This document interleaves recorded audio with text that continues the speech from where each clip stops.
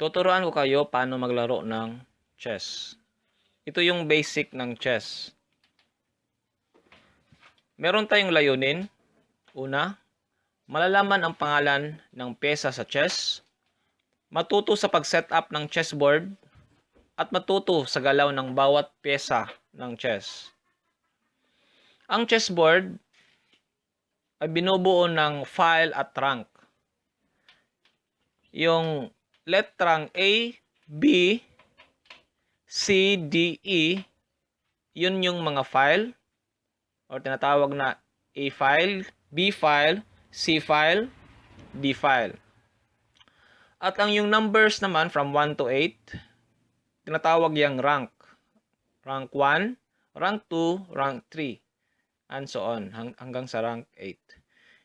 Itong white, ito yung tinatawag na diagonal, yung straight diagonal. Long diagonal ang tawag dyan. Dito naman yung long diagonal. So, ang mga pyesa at pangalan. Ito yung rook, knight, bishop, king, and queen. Bishop, knight, and rook. So, itong maliliit ay tinatawag na pawn. Mga pyesa at halaga. So, ang may pinakamababang ranggo sa chess ay yung pawn. Merong 1 point. Yung knight is 3 points. Bishop, 3 points. Rook, 5 points. At yung queen, 9 points. Ang king is yung mas pinakamahalaga sa chessboard. Dahil kung makakain yung king, makakapture, ay talo na yung kalaban. Yung halaga ng pyesa ay nagdidepende din sa posisyon sa chessboard. So, kahit yung pawn ay magiging mas mahalaga sa knight if or kung mas nasa posisyon siya. Ang posisyon ng pyesa sa chessboard or posisyon ng pyesa sa chess. So, ito yung posisyon ng pyesa ng chess. Ito yung mga pawn. Ito naman yung mga officials. Ito yung rook, knight, bishop, queen, king, bishop, knight, rook. So, yung queen ay nasa D file at yung king ay nasa E file. So, tandaan nyo yung mabuti na yung queen ay nasa D file at saka yung king ay nasa E file. Ang mga file na ito, itong A file, B file, C file, at saka yung rank 1 to 8 ay ginagamit para sa recording. So, matututunan nyo yan sa susunod na mga video. Ngayon, punta naman tayo sa movement ng pyesa ng chess. Ito yung mga white na pawns, ito yung mga black na pawns. Ang white na pawn ay isang hakbang lang, kagaya nito. Pero, kung unang galaw mo pa lang ng pawn, ma-white man or ma-black pawn, unang galaw mo pa lang nito, pwede mong galawin ng dalawang hakbang. 2 steps forward. Kagaya niyan. Hanggang sa makarating sa 8th rank. Isang hakbang hanggang sa makarating sa 8th rank.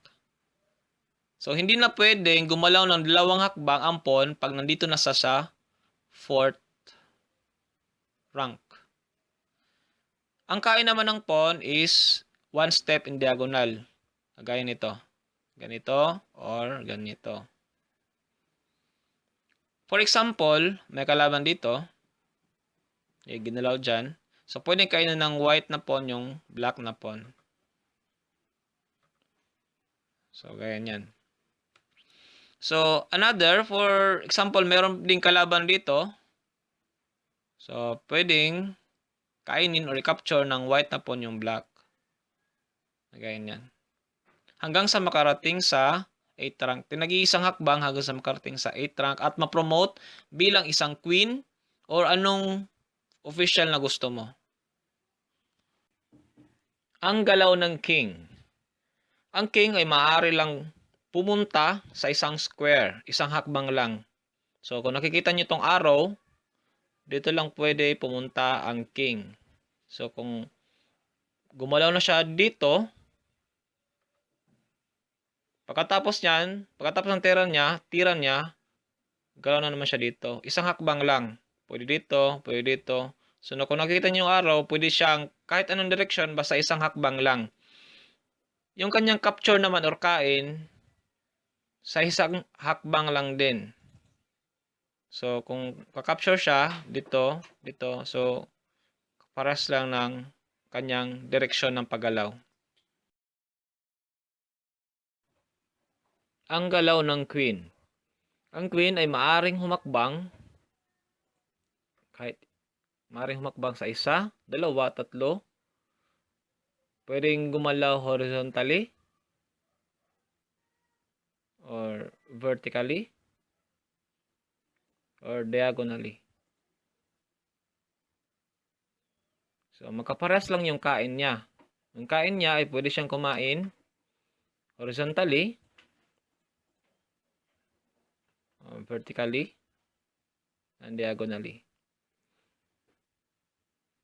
So, yan yung movement ng queen. Ang galaw ng rook. Ang rook ay maaari lamang gumalaw horizontally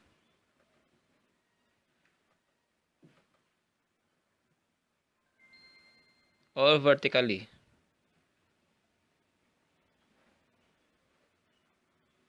So, pwede siya dito, isang hakbang o dalawang hakbang, tatlo. Isang hakbang dito, dalawa o tatlo. Dito din, isang hakbang, dalawa o tatlo. So, basta, para siyang cross. Kung natitingnan na ninyo, para siyang cross. Ang galaw ng bishop. Ang galaw ng bishop ay diagonal. Kung yung bishop mo ay puti, so pwede siyang dumaan diagonally, parang X. Pwede dito, dito, or dito siya, or dito. So, pwede siyang mag-stop sa mga arrow na nakikita ninyo. Dahil meron nilang bishop, mayroong nasa puting box at nandoon sa black na box or green box, depende, meron yung kulay blue. So, doon lang siya apak sa diagonal. Diagonal yung kanyang direksyon. Kagaya rin ng black. So, yan yung movement ng black. At yung capture naman or kain, so, kaparehas lang. So, pwede, basta sa diagonal lang yung kanyang apak. Ang galaw ng knight. Ang galaw ng knight ay parang letter L. So, mag-count ka ng 4. Nagsimula sa kung saan yung nakaposisyon yung knight. So, for example, you count 4. 1, 2, 3, and 4. So, another example, start ka ng count kung saan ka nakaposisyon. 1, 2, 3, 4. Para siyang letter L. Then another 1, 2, 3, 4. Another 1, 2, 3, 4. So, yan yung galaw ng knight.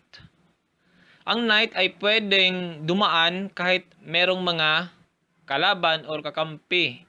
Pwede mo siyang daanan as long as yung box ay walang pyesang nakalagay. So, ang capture din ng knight is kagaya lang din ng kanyang paggalaw. So, pwede kang magkain o mag-capture kagaya nito sa kanyang movement. 1, 2, 3, capture. Rather, if nandito na yan, 1, 2, 3, capture. So, ganyan ang galaw ng knight at saka yung kanyang capture. That's all for the basic of chess. This is course 1, unit 1, basic of chess. If you have questions, just comment below. Thank you for listening, and don't forget to subscribe.